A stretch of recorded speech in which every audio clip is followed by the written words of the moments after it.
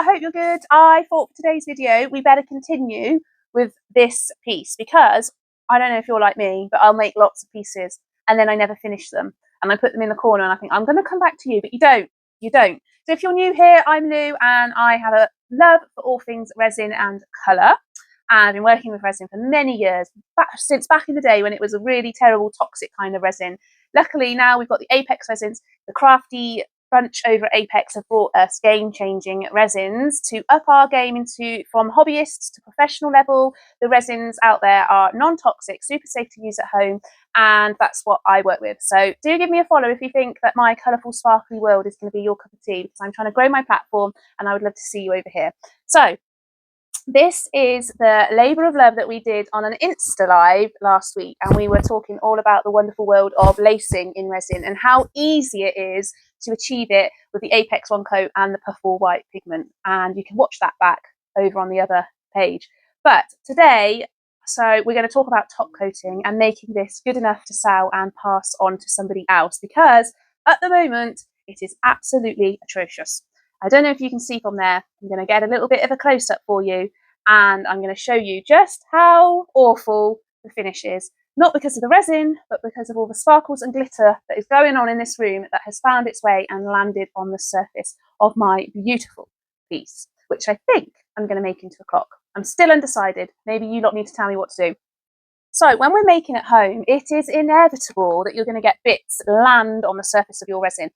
Pet hair, fluff, glitter. I've even dropped a packet of Kit Kats in my artwork before now, and I've come down in the morning to finish it off and there is a beautiful Kit Kat in the middle of my art. Let me tell you, I was fuming. I wasn't happy. Anything and everything will find its way to your shiny resin. I mean, why wouldn't it? It's just so tactile and beautiful. Even I'd throw myself on it, to be honest. So what we're going to do is work out how we can absolutely pour a final pour that is absolutely show-stopping spectacular.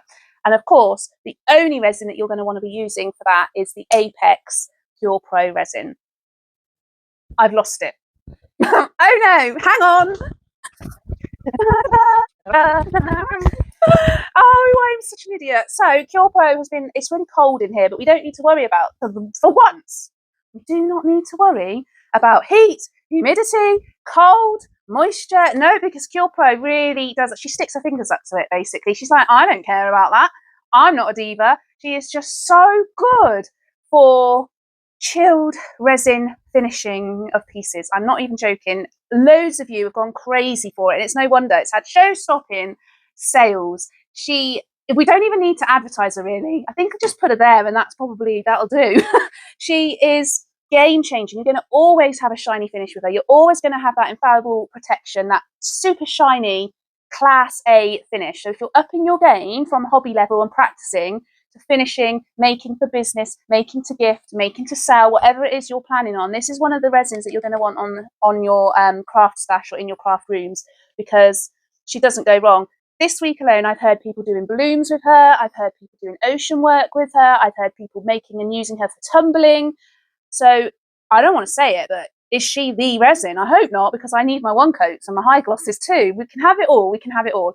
So I'm going to do a quickie showing you how easy it is to get a flawless finish. And hopefully you're going to come back or comment in the video saying, I've got this resin, Lou. Thank you so much. Because honestly, I do say this about every single product. I know I do, but I really, really, really, really mean it this time. This one. And I've done 2 videos this week alone, so surely that must be, wow, she means it. She really means it. So what I'm going to do is get my gloves on. I'm going to put some barrier cream on because I've had recent artwork on my arms and I'm not going to have my sleeves down because I'm trying to keep as much dust and fluff and everything away from this final piece. But I do want to protect my skin, so I'm going to put on some of the Create and Bloom barrier cream, which you can get from my shop. And don't forget, guys, you can get your resins in my shop now. The Apex girls have said, do it, Lou. Let's get that resin out there. And so you can get your resins. And also baby CurePros on the website. If you just want to have a little go before you invest in the bigger one, no problem. Baby CurePro is also on the website too. Okay, so I'm going to get my gloves on. I'm going to come back and we're going to measure her out. And she's going to be a good girl. We're not even going to worry. I might even get a coffee. I might go and get some chocolate. I'm just going to chill out because this is going to be an absolute breeze. I kid you not. And you lot are going to come back to me and you're going to say, oh my goodness, it was such a breeze. Have you used resins, particularly off Amazon and particularly not from this country, that play up and they can just be an absolute pain. And sometimes artwork resins as well can be a pain, especially in the cold. And you've done a special piece and you're like, oh no, and you've come the next day and it's just got this amine blush across the surface. I tell you, the stress when you're doing a special piece for somebody and that happens, I can promise you now, you don't need to worry about this. I've been so lucky to help test and develop it that I am so confident. Just keep shouting it from the rooftops, because I know I'm a practicing artist, as you know, and I need a resin that's not going to give up on me. So this is the one. I love my Apex resins. You know that I do. I love some more than others for different reasons, and that is completely normal in the resin world, and you will be exactly the same. But I think this one, absolute chef's kiss. So I'm going to get making. So what we're aiming for, can you see all the speckles and the dots on the surface of this piece? That's where all the glitter and dust has landed on my piece as I was pouring. And also, I think I may have given myself a really thorough mix on the resin, so I may have whisked it rather than stirring gently. And of course, that contributes to bubbles. And I'm not too worried about that because I always do top coats. People do worry about bubbles. In my personal experience, do not be wasting time investing in gadgets and gizmos to help reduce bubbles. If you're using a good quality resin anyway, bubbles will disappear. But if you're not, you're going to be just removing them yourself at the time of making, or you're going to come on in and do a top coat. So personally, I never get too hung up on the bubbles. And I think when you do that, you sort of down those scary thoughts and feelings around bubbles, you're going to enjoy your art much more.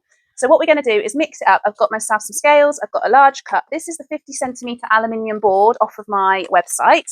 You can buy the fixings as well if you want to. What I'm going to do is do 120 by 120 for this size surface. Some people say to me, Lou, how do you know how much to pour to cover a surface? And I tell you, I don't know is the answer. I just have a really good eye for gauging the correct amount, and the more you guys do that, you'll be the same. So I've actually done 124. I'm actually measuring in grams. Mils is just as important. It doesn't matter as long as it's a 1-to-1 ratio. So I'm going to take that up to 248. What happens is when you start measuring in grams, sometimes with the Apex resins, you'll find that you're left with some hardener in the bottle, but no resin, because the ratio is slightly tiny amount different in comparison to measuring in mils. I tell you what, it's a real skill to talk and pour this to get it exactly on 248. I tell you what, I've done it. Always twist your bottle at the end of a pour and it'll stop you getting a dribbly horrible mess around your bottle. I always do that. It just saves wiping it. You don't want to be getting wet wipes around the opening of your bottle, because of course resin and moisture are a no-go. Next top tip you're going to do is tie your hair up. I never do this, but it means I have a weekly haircut by myself because I've resined it. Tie your hair up, protect your skin, wear your PPE, be sensible in your making, and you'll be making for a long, long time. So what you're going to do is when you're mixing your resin, you're going to make sure that a third of your pot, or a good space at least, is present when you're mixing. If it's full to the brim, what happens is you don't give yourself a good stir. You risk sticky resin and bendy resin. And some people will say, Lou, my resin hasn't cured, but it has in some places, but it's stickier in others. What's going on? And that's quite possibly because the cup was full to the brim. You were very tenderly stirring it, probably not getting a thorough stir. But not only that, this is the most important thing that people forget about. And that is, whilst you are mixing it up and you are doing a good job, if the hardener is compromised with space, the exothermic reaction doesn't initiate as well. So if it's too full to the brim, not only are you not getting a good mix, but the exotherm is kind of feeling a bit restricted. It doesn't really initiate properly. So we always give it a good, gentle stir for 3 minutes, a confident stir, but also having that space to allow the exotherm to get going. Now, if you have poured your resin and you've got sticky areas, which happens to us all, even me now, I did a piece a couple of days ago and I took it out of the mold and I was like, yeah, I cut corners there, it came out sticky. If that happens and it's a piece of artwork, what you can do is just clean it down and do a new pour. I've already cleaned this piece off. I used alcohol, isopropanol. You can use rubbing alcohol, 91, 97, 99%. It doesn't really matter, but you do want to wear a mask. Alcohol is the biggest culprit for reactions in the resin world, and sadly the resins get the blame. But a solvent-based product, especially if you're using heat guns, you're going to end up having a reaction. And 9 times out of 10, it is not the resin. It is the solvents or the products or the pigments or the alcohol inks or the isopropanol that you're using, because they are solvent-based. So put a mask on when you do your cleaning with the isopropanol. I've already done that. I did it out in another room. I gave it a clean with a lint-free cloth. So we're going to stir this for 3 minutes and then I'm going to come back. So what I'm going to do now is give my piece of artwork one last check. Am I happy that the surface is perfect? I've popped some pots underneath to suspend it off of the work mat, and I am good to go. We've even got scratches on this piece. I don't know how I've just trashed it basically. I've stuck. So now's the time to give your piece 1 second inspection. I've popped some pots underneath to suspend it and give it a nice level finish. Make sure your workspace is level. That is the most important thing you're going to take away from this video. I have mixed up my resin and I am good to go. What I'm going to do now is just gently cover my piece with my resin. You can leave your resin to thicken a little bit if you want to. I never really worry about that. I just like to go for it. So what I am going to concentrate on is making sure I get a good, even finish, but also that I don't put too much resin on, that there's just so much it's going to all swim off. It's not only wasteful, but actually you want to have that nice domed thickness to your artwork. You don't want the opportunity for the resin to swim off the side. You want to make sure you've got a really good coverage. And I always try to put the right amount on the surface. You can always make up more. You're not against the clock. You've got a really, really good work time with this resin. Your work time is 2 to 3 hours. I would generally say about 2 hours is a good work time. With a good 5 to 6 hours before it's touch dry, I probably, if I'm honest, would not come and touch or handle this piece until the following day. You want to give it the best chance of curing. So you can be like me and not really worry about it and just get your hands in and give it a good cover like that. But if you are a little bit more controlled and want to take your time with it, just use your lollipop stick and just spread your resin all over into the whole of the board. You can make up some more if you want to. I'm afraid I am not that girl and I just want to get my hands in there. And I just feel so much more in control. Now, when we do any artwork, whenever you come here to study art with me, whatever it is, if it's watercolours, acrylics, resin, I'll always encourage you to get rid of your chair, which is what I've done actually. I'm crouched on the floor. It's a really good idea when you're doing something like this to just stand up and walk away and come back and just have different angles of sight when you're looking at your work, because you'll always come back and think, oh, I've missed a bit, or it's pulled away from the edges. And unless you change the way you look at your work, you might not spot it. So in a second, I'll be getting up and I'll be looking at it from all different angles. Now, the amazing thing about the Apex resins is that you don't have to sand your previous layer before you do another pour on top. And then any of the Apex resins can go on top of each other, no problem. So this was a 1 coat first pour followed by the CurePro as a second coat. That's no problem for the Apex resins. If you've got glitter and textures on your piece before coming in with this top coat, sanding it away isn't ideal because you'd be sanding away your glitter, and that's the last thing you want to do. So actually, I don't really bother sanding my surface beforehand. If you felt that you wanted to, it would be no problem. It would just be that you're making yourself a little bit more work. You're aiming for a really nice professional finish, no problem, but just make sure that you put your mask on when you're sanding anything. I'm just going to make sure I get it to the edge. The thing with the aluminium boards is the shiny surface, because it's less textured and it's a slippy, shiny surface. When resin cures, it shrinks back from itself a little bit. So keep an eye for the next hour, the edges, because as it cures, that tension will pull the resin in a little bit. Completely normal, but if you spot it, you can just correct it a little bit with your lollipop stick and pull it back out. So it's always a good idea to keep an eye. Now, the gases, or in the art world we call them bubbles, in the table world we call them gases, you'll find that they do pop on their own, but you can absolutely use a chef's torch, a heat gun to pop any pesky bubbles that may not have popped on their own, especially if you've got textures. They can sometimes get trapped. What you are not going to want to do is burn or torch too much heat onto the resin, because this resin is amazing. It's got anti-yellowing properties, it's UV protective filters in it, but we don't want to burn them, else they're going to really struggle to do their job. I think I'll struggle to do my job if somebody came at me with a flame. So what you're wanting to do is do it gently and delicately. So I can see that it is a little bit unlevel this side. So every few minutes, I'm just going to keep turning the board, because if you are 1 mil out with levelness on your table, you can just keep turning your board every now and then. I did spot a tiny bit of glitter. I can't believe it. in that surface. And of course it's gold glitter, which is going to really show up on this almost midnight blue. Perfect. I'm going to keep my eye on it, keep turning it every few minutes. So I've just stood up, I'm looking at it from a different angle, and what I'm looking for is any dimples or craters in the surface, because we can sort those out no problem, and we can just pull a little bit of resin from another area. You can see there's a little bit of a dimple there, but I think that's going to sort itself out. So we're going to keep our beady eye on it and come back.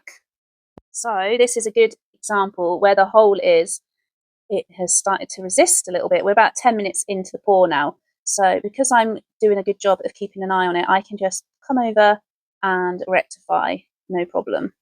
I can see here that I've got a couple of drips going on. So that would tell me that I probably need to consider moving my board around a little bit and just keeping an eye on that. I prefer to have no drips, but it wouldn't be the end of the world if you did. I think it just makes it a bit easier if you have less work for yourself. So I'm going to come on in with my heat gun, and I am just going to do some warmth on the surface, not to heat it up particularly, but more to just pop any bubbles that might need a little bit of assistance. You can put your mask on. If you're new to this, heating up resin when you're not really meant to be is very easy to do when you're new to it, and it can get a bit smelly. So if you're in your own home, just put a mask on, open the window. Remember, this resin doesn't mind the window being open, so definitely do that.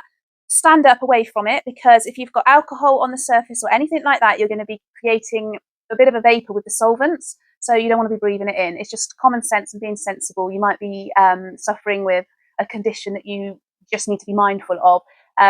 With that in mind, that does not mean that the resin is toxic. It just means I don't know what else you've got on your piece of art. So masks on, and all you're going to do is just do a brief blast over the surface.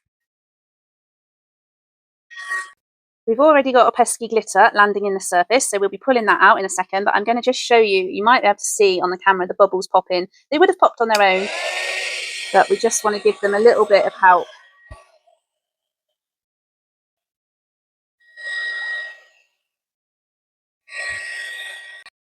I'm going to pick this sparkly glitter out. Where's it gone? Here it is. You are not welcome here. Thank you very much. You can take that out, and the surface will correct itself if you're doing it within the first half an hour or so, no problem. I'm going to leave that be now. I'm going to put a big plastic box over it, not a cardboard box, because the fibres off the cardboard will land on the surface as it's curing, but a plastic box, the box like you get for storage underneath your bed on wheels. You know, the plastic boxes you can get like £5 from a grocery store. That's what I'm going to put over this one, and that will just keep it nice and protected, especially in the studio. There's so much glitter. It's just not worth it. Leave it alone and not touch it anymore. I can even see little drips coming off that are driving me crackers. Just down tools, let it do its thing, and then it'll be ready tomorrow, and I'm going to come back to it tomorrow. But I do want to just mention, perhaps you're not top coating resin, perhaps you're top coating a mixed media piece. We like to do acrylic pouring here in the studio, and I've got this beautiful, I think there's a theme going on with these colours today. I've got purples and blues on the brain. I've got this piece here. Now, it took quite a while to dry. With acrylic pouring, it takes a few days longer to cure, especially if you're using any additives for amazing cells. So this is just about ready. It's ready for its top coat. It can sometimes feel like it's still wet because I used Cell Magic in this, but it's not. There's Bloom Finish, which is mostly used in the eco resin world, which you could use. This is a really nice gloss UV protectant that you could seal your work first, or as of February, towards the end of February 2026, I will have a new fixative sealant, which is a super sticky tacky glue, but it's also a great varnish gloss for layering resin, sticking things onto resin, sealing resin, all of that job, but also as a like a varnish as well, if you like. So I'm going to use my new one because I just love it so much, and I'm going to give it a little mix. I've trashed the pot, and the labels haven't arrived yet, but they will do. And all you're going to do is give yourself a nice covering. It'll go on super white, but it dries clear, guys.